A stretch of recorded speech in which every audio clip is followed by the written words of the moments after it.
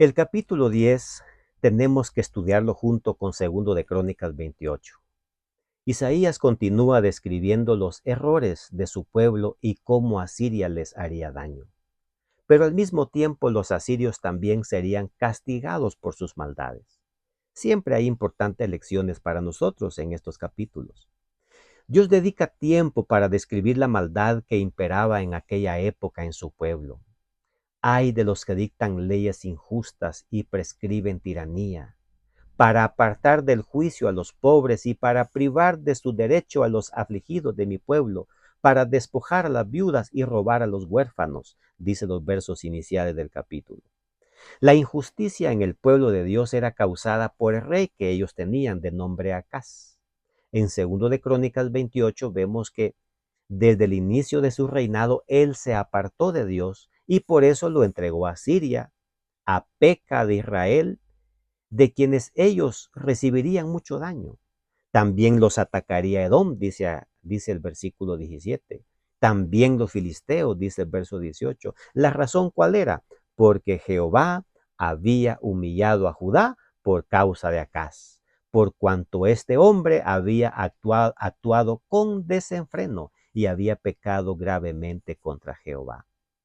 Pero Acaz se empecinó más en rebelarse, lejos de arrepentirse. Él continuó con sus malos actos.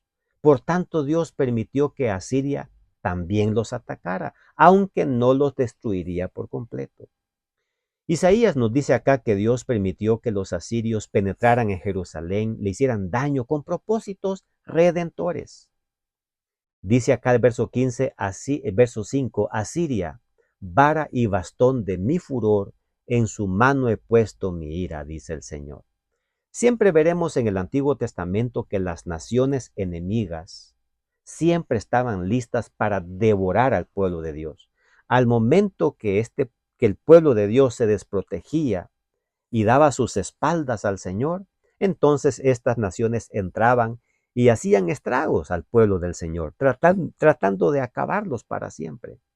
Sin embargo, aunque Asiria sería el látigo para los judíos, el versículo dice también, ay de ti, Asiria. Es decir, la soberbia, la altivez que se apoderó de ellos cuando se sentían indestructibles, también un día Dios se las quitaría.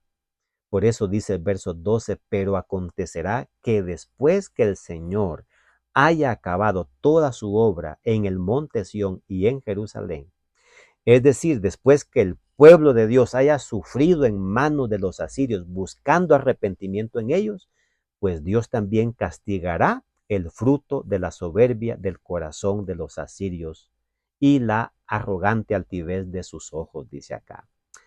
Hermanos, por eso nos damos cuenta que Dios también visitaba a los paganos y los llamaba a cuentas.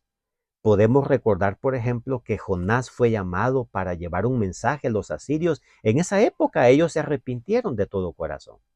En esa ocasión ellos buscaron al Señor, pero ahora estaban colmando la paciencia de Dios por su trato inhumano a las naciones sometidas, incluidas las tribus de Israel. Podemos ver entonces detrás del sufrimiento de Judá causado por los asirios la disciplina perfecta de Dios para un pueblo rebelde, pero que puede volver a Dios. Por tanto, el Señor, dice el verso 24, dice así, pueblo mío, morador de Sión, no temas de Asiria. Con vara te herirá y contra ti alzará su bastón a la manera de Egipto. Mas de aquí en muy poco se acabará mi furor y mi enojo para destrucción de ellos. Vemos que Dios tiene muchas maneras para atraernos, porque Jehová al que ama castiga, dice Proverbios. Vemos a un Dios que en medio de su amor, pues busca disciplina en nosotros. Él lo que quiere es que volvamos al arrepentimiento y para buscar el camino correcto, muchas veces solo funciona con dolor.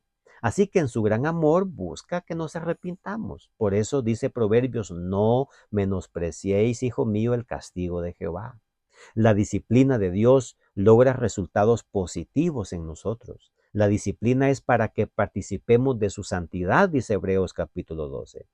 ¿Qué sucedió con todos estos castigos por medio de Asiria para el pueblo de Dios? Bueno, Dios logró limpiar a su pueblo y dejó un remanente para la posteridad. Pero ese remanente solo podía quedar después de esa penosa disciplina, porque así es como Dios nos prepara para la salvación. Hoy Dios tendrá también asirios modernos para pulirnos, para quitar de nosotros los ídolos que albergamos en el corazón. Lo importante es que Dios nos limpie y nos conduzca por donde cree conveniente con el fin de salvarnos. Y si eso de pronto traerá sufrimiento o cualquier otra situación en nosotros, no importa. Lo importante es que cuando Cristo venga, nosotros estemos preparados. Que esa sea tu actitud en medio del dolor, que ese sea el deseo nuestro de prepararnos para su venida, no importa lo que nos tenga que acontecer. Que Dios te bendiga.